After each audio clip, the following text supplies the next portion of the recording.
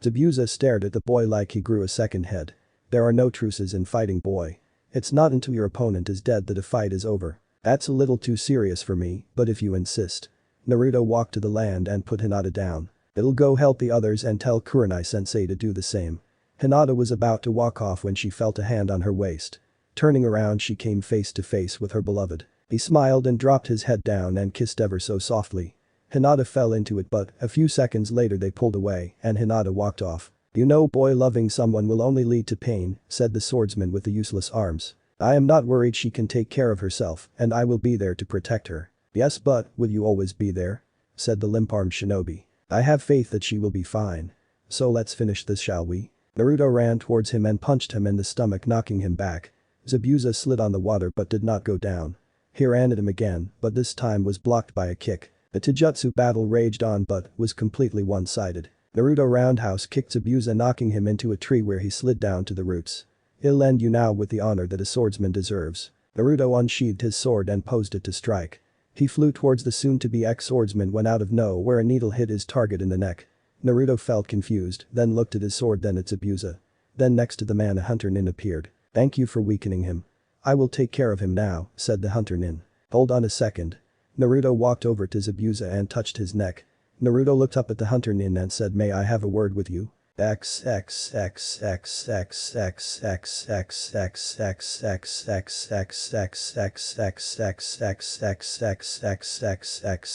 Anko and Alexandra. Hagrin froze when he heard what she said. He looked at her with a shocked expression as she stood in front of him with a smile on her face and not a burn on her body. Alexandra stood in front of him and stretched out her gloved hand. She pulled it back and when it was cocked to its greatest potential it went ablaze.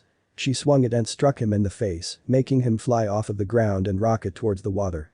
When Alexandra heard a splash, she looked back to Anko and smiled, are you okay? Anko nodded, wiping some sweat off of her forehead. Good.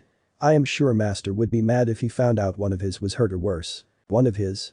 Anko said, confused. I will explain later, Anko, but first I need to see if he is still alive. Anko nodded and stood up. Alexandra walked over to the water and saw him floating along face down. Hinata walked up to her and smiled. Naruto-kun is finishing Zabuza and it seems you beat the fireman. Alexandra nodded and walked out onto the water and picked up Kagran's floating body. When she flipped him over, she noticed that his face was burned badly and that his head was facing the wrong direction. She looked a little closer and then looked up at the others. You might want to stand back. As she said this, the body exploded into flame. Hinata looked on in horror at what she had seen, but Anko walked up and pointed out on the water. Out of the smoke walked Alexandra without a mark on her. Alexandra walked up to them all, smiled, so where is Master? Hinata looked at her and said, finishing Zabuza. Should we wait for him? Anko looked over at the women and her two female students and said no. One of you stay. Hinata, you stay and bring him to the house. The rest of us will head to Tezuna's house. Sasuke looked at Anko, opened his mouth and said, I do not listen to you, bitch. I am better than getting orders from you, slut. Hinata and Ino paled at what Sasuke said to their sensei. Anko looked at him and smiled. I wonder if there's a difference between an Uchiha's balls in my hand after they are cut off from any other man's other than the fact that they're smaller. At that Alexander laughed and so did everyone else. Even Shino could be seen with his shoulders shaking a little. Sasuke took out a kunai and charged at Anko. He was about to stab her when a fist came out of nowhere and smashed right in his face. He flipped end over end until a tree stopped him in mid-flight. When he looked up to see whose fist it was, he saw that it belonged to Anko. He got up to charge again when Kurenai stopped him and said, if you do it again, I will put you in a genjutsu until we get back to Konoha and then press charges of you attacking a superior officer in a combat situation, which in Konoha is punishable by death or at least the sealing of chakra. Sasuke wrenched his hand out of his sensei's hand and started to walk down the road.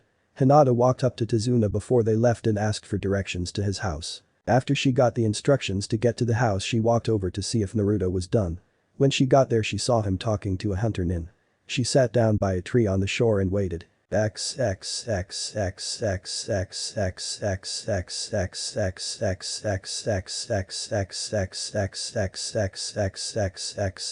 Naruto and hunter nin. I really must be going. I have to get rid of the body and bring the head back to Mist, said the hunter nin. Okay, they'll cut the head off, then you get rid of the body, Naruto said. The hunter nin looked at him with what he thought must be a questioning look. Just talk to me a little, Hunter-chan, he will still be dead when we get back. At those words, the hunter nin jumped back and grabbed Zabuza and disappeared. Naruto looked back to Hinata and said, wait here for me, okay? He then blew her a kiss, laughed and jumped into the forest after them. After about 5 minutes of full-blown running, the hunter nin stopped and pulled the needle from her leader's neck. As she did this, she heard a twig snap. Looking up, she saw the boy from earlier standing in front of her with a half of a stick in each hand. "I just wanted to talk. Please do not run or fight me, I just want to talk to you." The hunter nin looked at him for a moment to see if any of his body language showed that he might have been lying.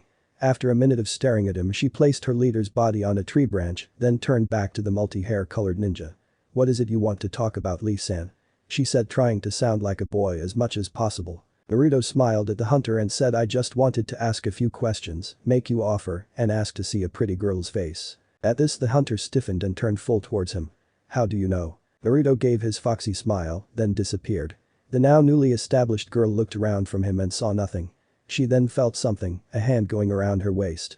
At this, she turned and was face to face with the boy to the point of touching noses, if it were not for her mask. "I will not hurt you, Hunter-chan.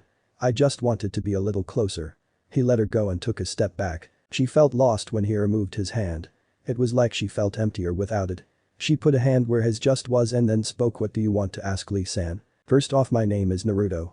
The questions are just some things I like to know about you, your leader and the man you work for, but first, could you remove your mask?" She looked at him for a minute, then reached up and pulled off her mask.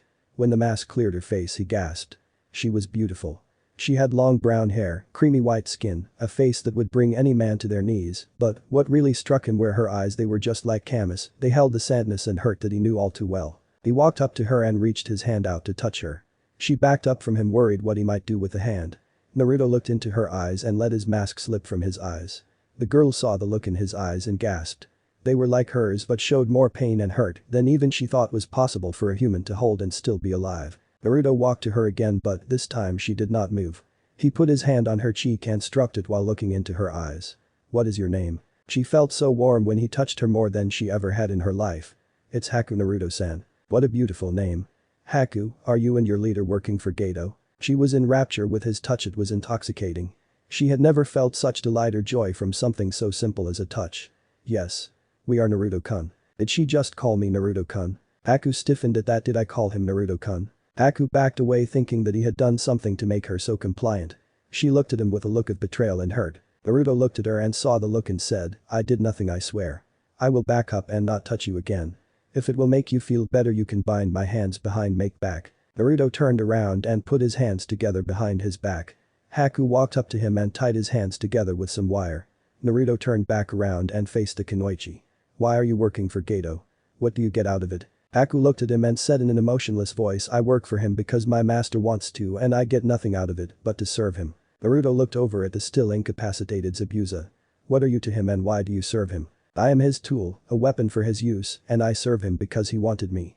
Haku stared at him and saw the twinge of pain in his eyes when she said wanted me. "How long have you served him? What happened to make you go to him?" Naruto asked sadly. Haku looked at him, wondering why he wanted to know, but decided to answer his questions. "I was once a happy little girl with a family. A mother and a father who loved me and took care of me. We lived in a small village in Mist Country. It was a poor village, but it was a happy one. I remember playing in the snow in the winters with my mother. One day as I was playing by myself on the side of the house, I did something that I never knew I could do. As I was doing it, my mother came around the corner doing it. She ran to me and smacked my hand, telling me to never do it again, no matter what. I told my mother that I never would again. Little did I know my father saw me and left out to the village." Naruto noticed a small smile on her face as she talked to him about her family life when she was younger. Her face then turned to one of emotionless staring. "I went out for a walk that night just around the village like I did sometimes. When I returned home, I saw the house on fire. I ran to the door screaming for my mother and father to see if they were out. That is when I heard it screaming and grunting. When I heard the screaming, I knew it was from my mother, so I ran to the back of the house. There I saw my father and other men from the village and even some women standing around something that sounded like my mother screaming. I walked up to the crowd and saw what was happening to her. She was being raped by a man right there while people around her, people that I knew for years as sweet and nice, watched and laughed. When the man was done, he got off her and my father stepped forth. I thought he was going to hurt the man who did that, but all he did was say good job." Naruto looked at her, saddened by what had happened to her. He didn't say anything because he knew the story only goes down from there. "My father walked to my mother's raped, beaten, and bloody body. He looked down on her and kneeled by her head. He picked it up and pulled something out of his pocket and flicked it open. It was his favorite knife. He put it to her neck and drew it to the other side. He then picked her up as she bled and threw her into the burning house. The last thing I heard him say to my mother was "Die you bloodline whore."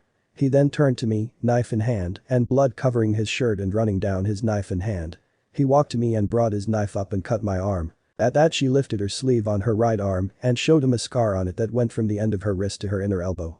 He looked at it and saw how jagged and crooked it was. I tried to run from him, but I ran into the villagers behind me. They started beating me and hurting me.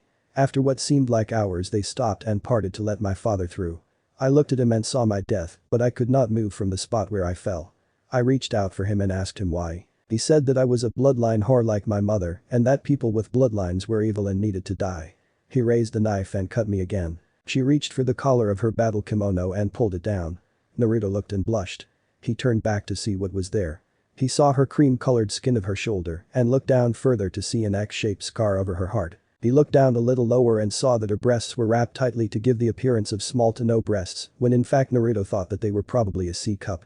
He looked back up to the scar, then up to her eyes. He told me he would carve my heart out, then burn me with my slut of a mother.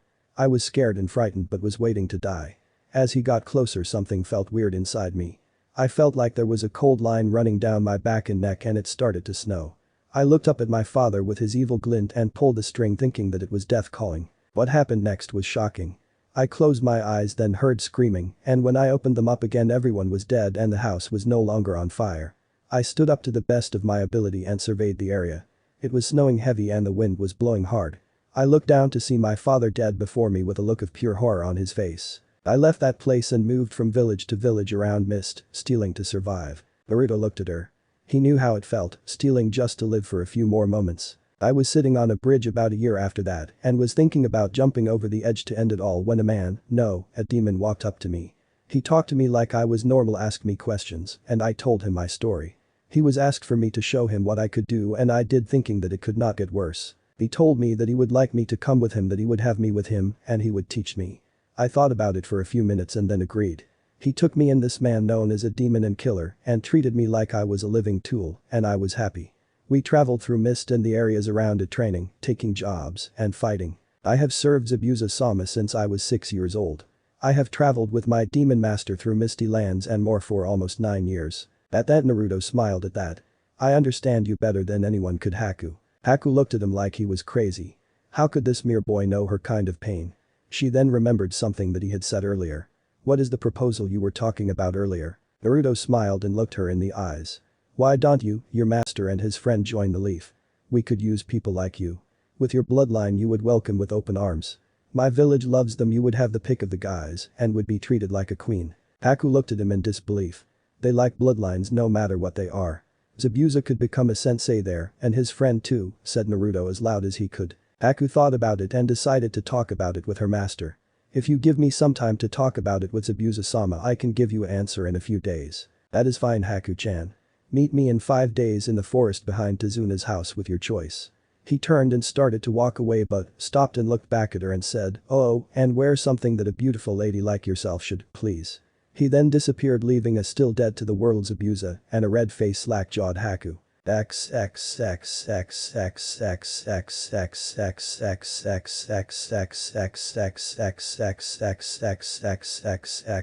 with Hinata. After 20 minutes of waiting, Hinata started to worry about her Naruto. She started to pace back and forth from the tree to the water.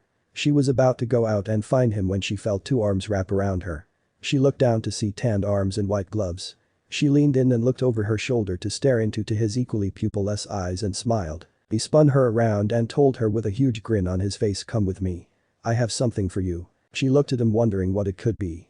She followed him hand in hand into the forest for what seemed like forever. They stopped. He pulled her in front of him and pushed. She went through the tree line and looked around in awe. There before her was a sea of flowers covered in a light mist. It was breathtaking, one of the most beautiful things she had ever seen. She walked out into the middle of the multicolored sea of vegetation and turned to see where Naruto was. He stood back and watched as the first person he ever loved walked out into the ocean of color. He smiled, knowing she would love it. He watched as she turned around to meet his gaze and beckoned him over. He walked out and met her in the middle of the rainbow lake. She grabbed his hands and started to spin with him. After a few times around they fell onto the bed of soft colors, laughing and smiling. Naruto rolled over till he was lying right next to her.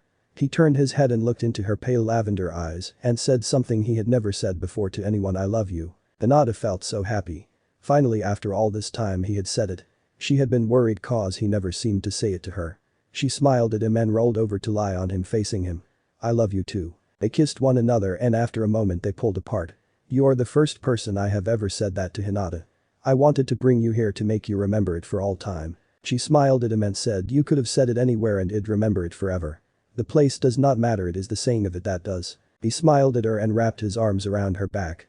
He looked into her eyes and said I plan to take Ino and Alexandra here to tell them as well, but I wanted you to be first and to know that I loved you first. She smiled bigger than she thought her face should be able to. She put her hand on his cheek and stroked a dark scar like whiskers and he began to purr. Naruto my love, can you do me a favor? Anything my love, say it, he said with his eyes closed and a content look on his face. Make love to me, she said in a loving voice. At that his eyes shot open and looked at her trying to see if she was joking. She stared into his eyes and nodded. She lifted off her fishnet shirt and started to stroke his cheek. Naruto, I want this. I want to show you my love. Please Naruto, come make me yours. I am of mind and soul, now make me of body. She begged him. He reached out with his hand and brushed her cheek. Are you sure you want this? More than almost anything. Please, I want this. He brushed her cheek again and looked in her eyes. Okay Hinata, for you. As Naruto started to take off his clothes he did not remove his shirt. Hinata walked up behind him and pressed herself against him. Take it off Naruto-kun, I do not care, it's a part of you and I love you. He turned to look at her and smiled. He then pulled up his shirt and threw it on the pile of other clothing. He turned back to her, then wrapped his arms around her, leaned in and kissed her.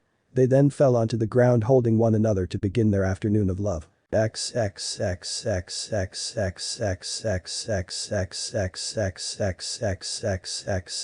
Hours later at Izuna's, Anko sat at the table wondering where the other two were.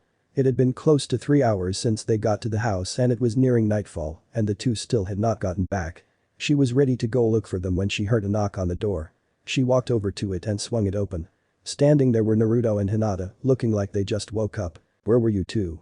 Asked Anko, knowing what they must have been off doing. At the question they both blushed and looked down at the ground. Anko walked up to Hinata and bent down to whisper in her ear, so how was he? Hinata turned as red as an apple, then looked right up into Anko's eyes and said in the most courageous voice she could, I never knew they could be so big and a guy could be that flexible and long-lasting. At that Anko looked at Naruto, then looked down to stare at the zipper of his pants. Naruto covered it with his hands and blushed. Anko pried her eyes off her student zipper and stared back at the two blushing teens. Our rooms are at the top of the stairs, boys on the right, girls on the left. We start training tomorrow at 9 o'clock sharp. The two looked at Anko and walked up the stairs, separating at the top after a quick kiss into their own rooms.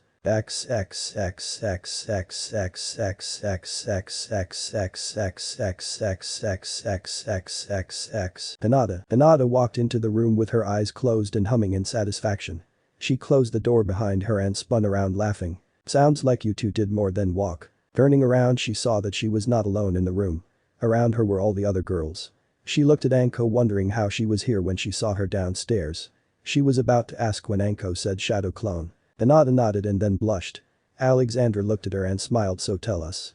How was it? Hinata was worried that maybe she should not say anything. She looked up to Kurenai, whom she thought of as a mother. She looked kind of upset and looked like she was going to go scream at someone, so Hinata decided to share. It was all I ever wanted. I got to show Naruto my love in full. Hinata said with a smile. So he made you do it? He forced you to have sex with him, Hinata?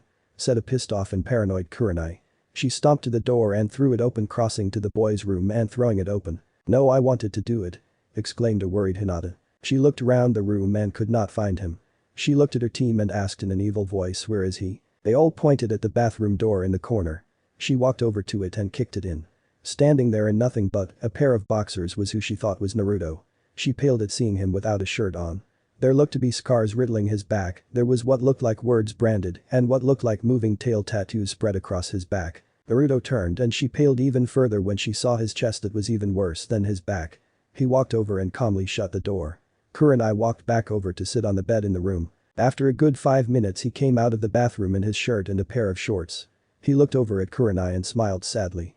If you want to hear the story behind what you saw, sensei, then I asked Akiba and Sasuke leave the room. Kurenai nodded and looked over at the two boys.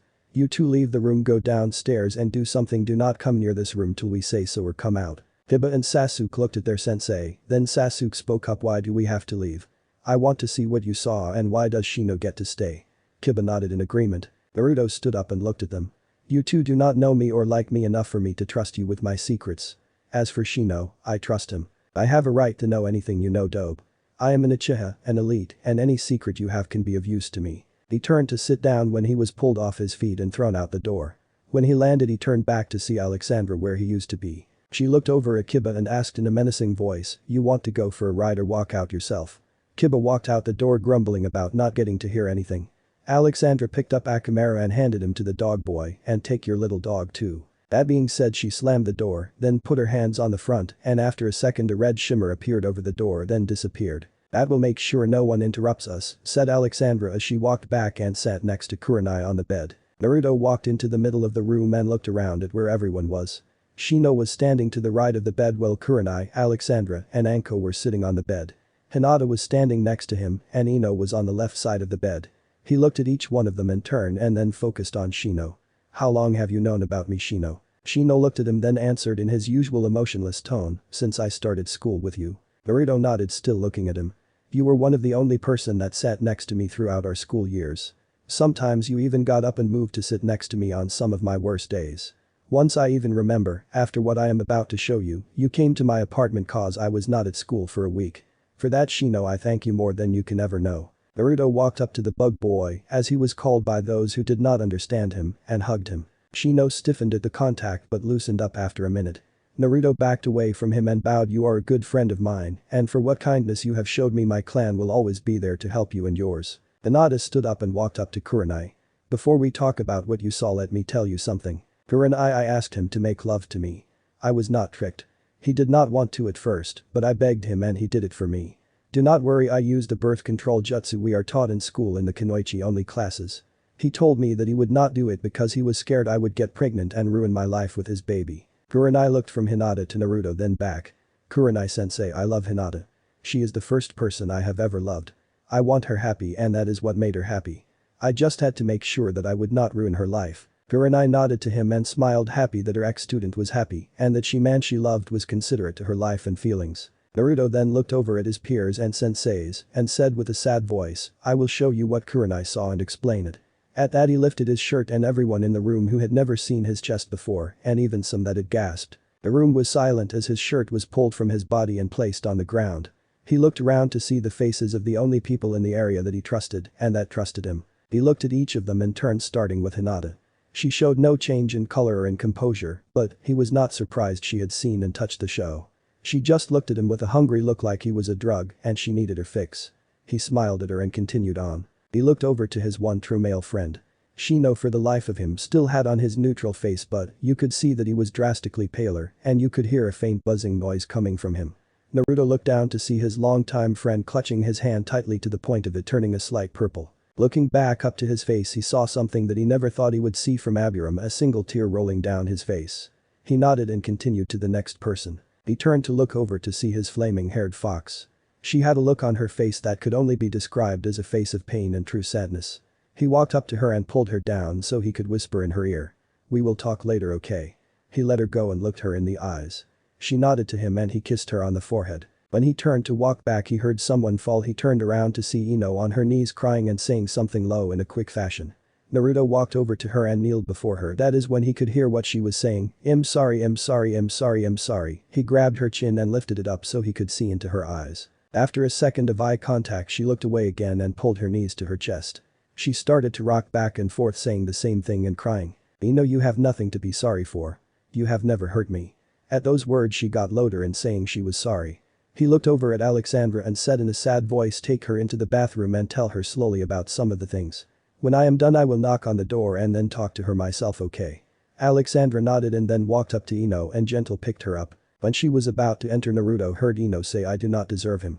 Then the door closed and he felt a barrier go up. He turned back to the others in the room with a sad smile on his face. He looked over at the last two people he had not looked at to see looks of pain on their faces. Anko could not believe that her student had so many scars and burns on his body. She had interrogated people and killed them by doing less.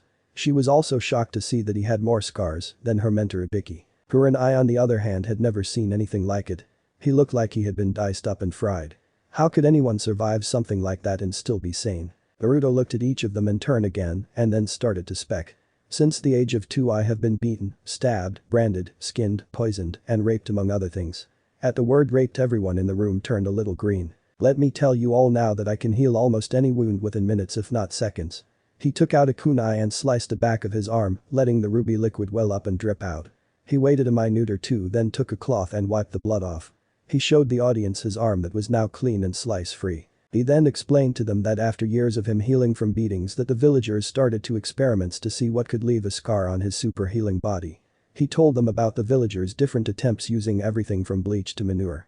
Then one day one thought about salt and burning them before the healing could begin. That had been the ticket, as they soon discovered. He then told them about the branding, about how the men who had did it had been people he knew and trusted. Naruto explained that he had gotten home late one night when he was 8 and was heading to bed. He heard a knock on the door and went to answer it to find his neighbor and 2 men that would sell him clothes and food at good prices. He invited them in and was asking them questions when his neighbor had grabbed him and thrown him on the floor.